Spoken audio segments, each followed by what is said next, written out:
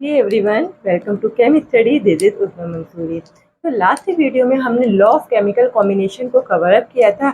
अब बढ़ते हैं हम डाल्टन एटॉमिक थ्योरी की साइड। तो डाल्टन एटॉमिक थ्योरी ऐसी कोई टफ थ्योरी नहीं है, बहुत सिंपल सी बात है। हम जनरली क्लास 9 से पढ़ते आ रहे हैं, बहुत छोटी सी थ्योरी है। तो स्टार्ट करते हैं। देखिए क्या होती है डाल्टन एटॉमिक थ्योरी जो थी, तो 2 साइंटिस्ट ने मिलकर दी थी। और कौन कौन से साइंटिस्ट थे? इंडिया और ग्रीक के फिलोसफर्स ने मिलकर ये थ्योरी दी थी, डाल्टन एटॉमिक थ्योरी। ठीक। और इन्होंने इस थ्योरी में कहा था जो मैटर होते हैं वो बहुत ज़्यादा टिनी पार्टिकल से मिलकर बनते हैं। तो ये बात तो हम क्लास 9 से ही पढ़ के आ रहे हैं कि जो matter is composed bye very टिनी particle, यानी कि जो मैटर होता है वो बहुत ज़्यादा छोटे पार्टिकल से मिलकर बना होता है। और ये जो पार्टिकल होता है इसे एटम बोलते हैं। क्या बोला था? फिर से सुनिए। डाल्टन एटॉमिक थ्योरी 2 फिलोसफर्स ने दी थी, इंडिया एंड ग्रीक के फिलोसफर्स ने मिलकर डाल्टन एटॉमिक थ्योरी दी थी। और इस थ्योरी में उन्होंने क्या बोला था, जो मैटर होते हैं वो बहुत ज़्यादा टिनी पार्टिकल से मिलकर बने होते हैं, और ये टिनी पार्टिकल होता है एटम। कौन सा होता है? ये टिनी पार्टिकल होता है एटम। और उन्होंने ये भी बताया जो एटम वर्ड है ये इंडियन वर्ड नहीं है, एटम वर्ड लिया गया है ग्रीक लैंग्वेज के एटोमस वर्ड से लिया गया है। एटोमस वर्ड से लिया गया है। ये जो हमारा वर्ड एटम है ये ग्रीक लैंग्वेज के एटोमस वर्ड से लिया गया है। और इस एटोमस वर्ड का मीनिंग होता है इंडिविजिबल, यानी कि हम जिसे और ज़्यादा ब्रेक डाउन नहीं कर सकते, इतना छोटा पार्टिकल जिसे हम और ज़्यादा ब्रेक डाउन नहीं कर सकते। तो बेसिकली सिर्फ यही थी हमारी डाल्टन एटॉमिक थ्योरी। अब है हमारे पास main postulate of this theory. इस थ्योरी की क्या मेन पोस्टुलेट है? ठीक। सबसे फर्स्ट है हमारी matter consist by minute and individual particle for atom. जो मैटर होते हैं वो बने होते हैं बहुत ज़्यादा माइन्यूट और इंडिविजुअल। माइन्यूट यानी कि बहुत ज़्यादा छोटे, इंडिविजुअल जिसे और ज़्यादा ब्रेक डाउन नहीं कर सकते पार्टिकल से। और वो पार्टिकल कौन होता है? एटम होता है। जैसे कि मैंने अभी आपको बताया जो एटम वर्ड है ये ग्रीक लैंग्वेज के एटोमस से लिया गया है, एटोमस से लिया गया। और इस वर्ड का मीनिंग होता है इंडिविजुअल। ठीक। नेक्स्ट में बोला atom of same element are identical to each other. ये क्या बात हुई? तो बहुत ज़्यादा सिंपल और बच्चों वाली बात बोल दी।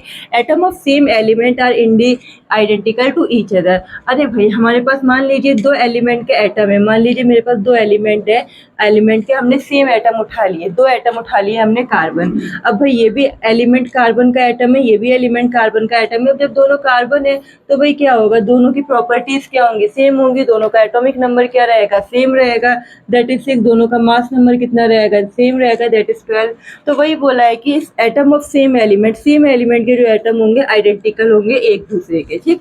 नेक्स्ट बोल दिया atom of different element differ in property and have different mass. ये भी बहुत सिंपल सी बात है। अब उन्होंने पहले बोल दिया था कि सेम एलिमेंट के एटम्स लेने, अगली बार में बोल दिया डिफरेंट एलिमेंट। अब भाई डिफरेंट एलिमेंट के एटम लोगे तो कॉमन सी बात है उसकी प्रॉपर्टी भी डिफरेंट होगी और उनका एटॉमिक मास नंबर भी क्या होगा? डिफरेंट होगा। फॉर एग्जांपल में डिफरेंट एलिमेंट, 2 डिफरेंट एलिमेंट उठा लीजिए, कार्बन ले लीजिए, ऑक्सीजन ले लिए। 2 डिफरेंट एलिमेंट के हमने एटम ले लिए, एक कार्बन ले लिया, ऑक्सीजन ले लिया, तो भाई प्रॉपर्टी तो चेंज होंगी। यहाँ एटॉमिक नंबर 6 होगा, यहाँ एटॉमिक नंबर 8 होगा, यहाँ मास नंबर 12 होगा, यहाँ मास नंबर 16 होगा। तो ये बोला डिफरेंट इन प्रॉपर्टी में डिफरेंट होंगे, बिल्कुल डिफरेंट है। ये दो कार्बन ऑक्सीजन एक दूसरे से डिफरेंट है and have different mass number. दोनों का मास भी अलग अलग होगा, यहाँ 12 है, 12 है, यहाँ कितना है? 16 है। फिर आगे बोल दिया compound are formed when atom of different element combined with each other in the simple ratio। ये उन्होंने क्या बोल दिया? उन्होंने बोल दिया जब कोई कंपाउंड बनता है तो उस कंपाउंड में जो एटम्स कंबाइंड होते हैं वो सिंपल रेशियो में होते हैं। फॉर एग्जांपल हमने मान लिया कि वाटर मॉलिक्यूल का एक कंपाउंड बना है। ठीक है। अब इस कंपाउंड में कौन कौन से एटम प्रेजेंट है? एक हाइड्रोजन एटम प्रेजेंट है और एक ऑक्सीजन। तो इनका जो रेशियो आएगा वो रेशियो क्या होगा? सिंपल होगा। जैसे कि मान लीजिए मैं रेशियो निकालती हूँ, इस साइड स्पेस कम है, हम इस साइड निकाल लेते हैं। हाइड्रोजन का मास नंबर 1 मल्टीप्लाई बाय 2। और फिर ऑक्सीजन आ रहा है उसका रेशियो निकालेंगे। कैसे करेंगे? मास नंबर ऑफ ऑक्सीजन 16 और मल्टीप्लाई बाय 2। तो ये हो जाएगा 1 2 द 2 और ये हो जाएगा 16 1 द 16। दोनों को कैंसिल आउट करेंगे तो 2 1 द 2 आ जाएगा रेशियो और 2 8 द कितना आ जाएगा? 16। तो भाई यहाँ पे हमें मिल गया कि हाइड्रोजन वाटर मॉलिक्यूल में हाइड्रोजन और ऑक्सीजन का रेशियो 1:8 है। तो ये एक टाइप का कैसा रेशियो है? सिंपल रेशियो है।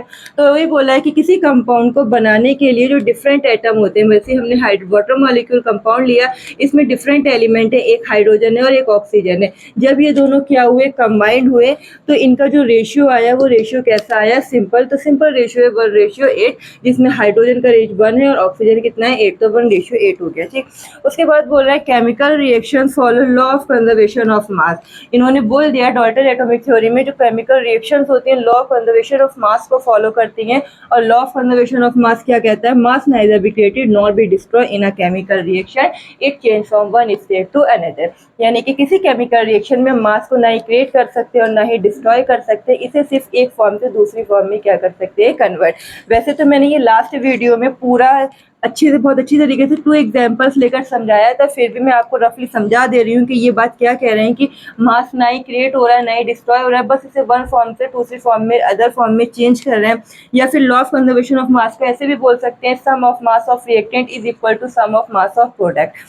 ठीक है, तो क्या देख लेते हैं एग्जाम्पल। हम मान लीजिए हाइड्रोजन की रिएक्शन ऑक्सीजन के साथ कराई, हमें मिला वाटर मॉलिक्यूल H2 है ना, तो क्या करेंगे, पहला काम है रिएक्शन को बैलेंस करना, यहाँ हाइड्रोजन 2, यहाँ हाइड्रोजन 2, हाइड्रोजन बैलेंस, यहाँ ऑक्सीजन 2 और यहाँ ऑक्सीजन 1, तो ऑक्सीजन 1 अब अनबैलेंस है तो इसे 1/2 कर देंगे, जिससे 2 से 2 क्या हो जाएगा, कैंसिल आउट हो जाएगा। अब ऑक्सीजन भी 1 हो गई, यहाँ भी ऑक्सीजन 1।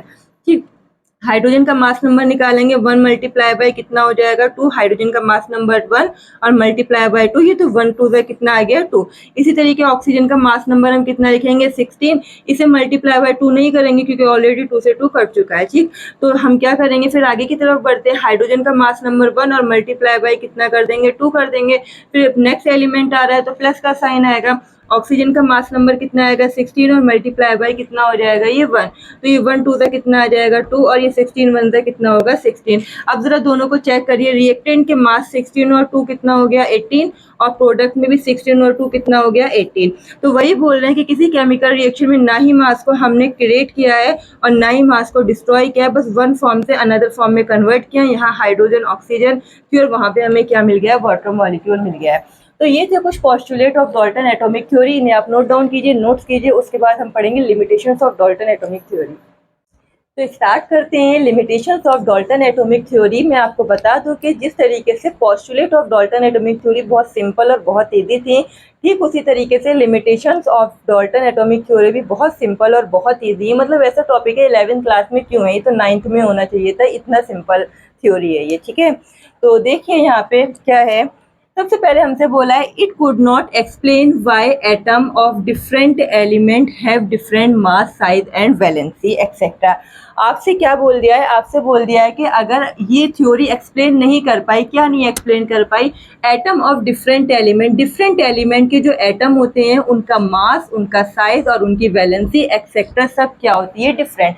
जैसे कि मैं आपको एग्जाम्पल लेकर बताऊँ, फर्स्ट पॉइंट है तो ये फर्स्ट पॉइंट का हम एग्जाम्पल डिसाइड कर लेते हैं। ठीक, फर्स्ट एग्जाम्पल हमसे क्या बोला है कि क्या एक्सप्लेन नहीं कर पा रही है, Y atom of different element के जो एटम होते हैं उनका मास, उनका साइज, उनकी वैलेंसी एक्सेट्रा सब क्या होती हैं, डिफरेंट।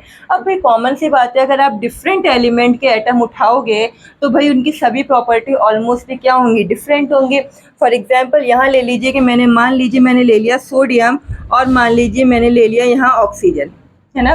तो यहाँ देखिए दो अलग अलग एलिमेंट के एटम है, ये एलिमेंट सोडियम का एटम है और ये एलिमेंट ऑक्सीजन का एटम है। ठीक, अब क्या क्या इनका डिफरेंट बोल रहे हैं मास डिफरेंट। भी मास तो डिफरेंट हो गई क्योंकि सोडियम का मास कितना होता है 23। अगर बात करें ऑक्सीजन के मास की तो ऑक्सीजन का मास कितना होता है 16।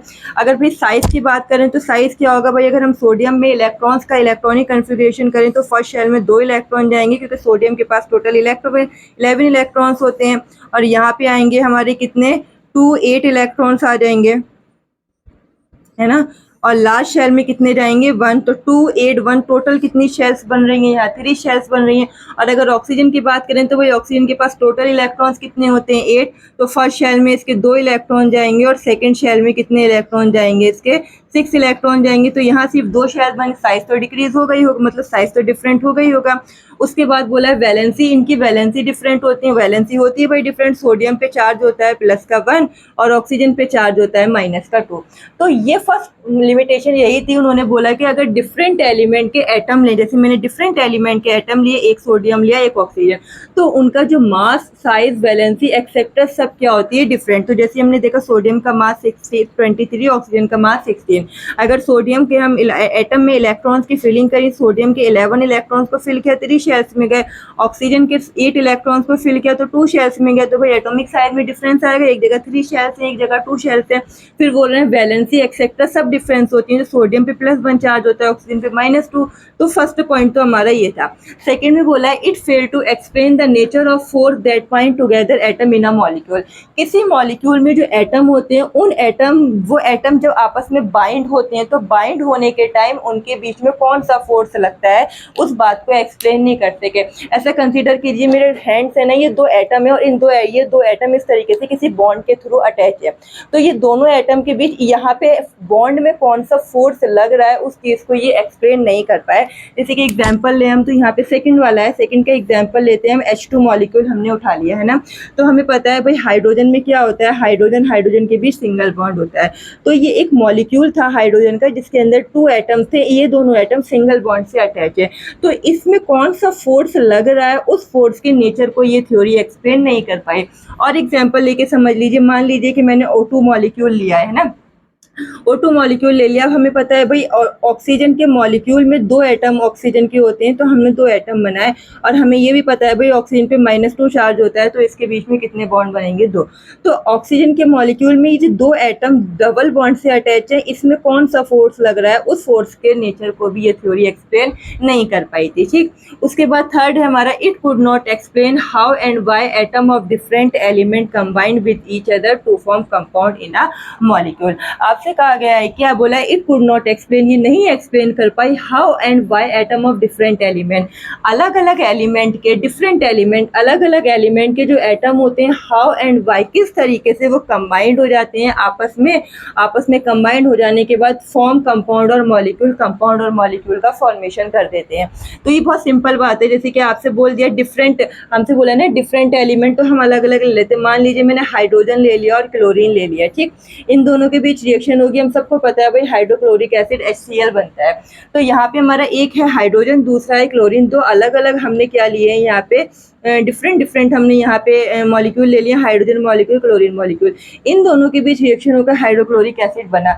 अब ये जो हाइड्रोक्लोरिक एसिड बना है, ये कैसे बन गया, जबकि यहाँ तो ये दोनों डिफरेंट थे। बोल रहे हैं कि डिफरेंट एलिमेंट अगर आप लेंगे तो उससे कोई कंपाउंड या मॉलिक्यूल का फॉर्मेशन कैसे पॉसिबल है, इस चीज़ को डाल्टन एटॉमिक थ्योरी एक्सप्लेन नहीं कर पाई थी। उसके बाद लास्ट बोला है it fail to explain Gay-Lussac law. ये गे-लुसैक लॉ को एक्सप्लेन करने में क्या थी, फेल थी। मैं आपको बता दूं आपके नॉलेज के लिए, जो गे-लुसैक लॉ है इसका सेकेंड नेम होता है law of gaseous volume. Gay-Lussac law का सेकंड नेम क्या होता है, लॉ ऑफ गैसियस वॉल्यूम। यानी कि ये थ्योरी किस चीज़ को एक्सप्लेन करने में फेल हो गई, लॉ ऑफ गैसियस वॉल्यूम को, यानी कि गे-लुसैक लॉ को फॉलो करने में या एक्सप्लेन करने में भी क्या हो गई, फेल हो गई। तो ये थे कुछ हमारी limitations of Dalton atomic theory. I hope आपको समझ आया होगा। इसे नोट डाउन कीजिए, अच्छे से नोट्स बनाइए।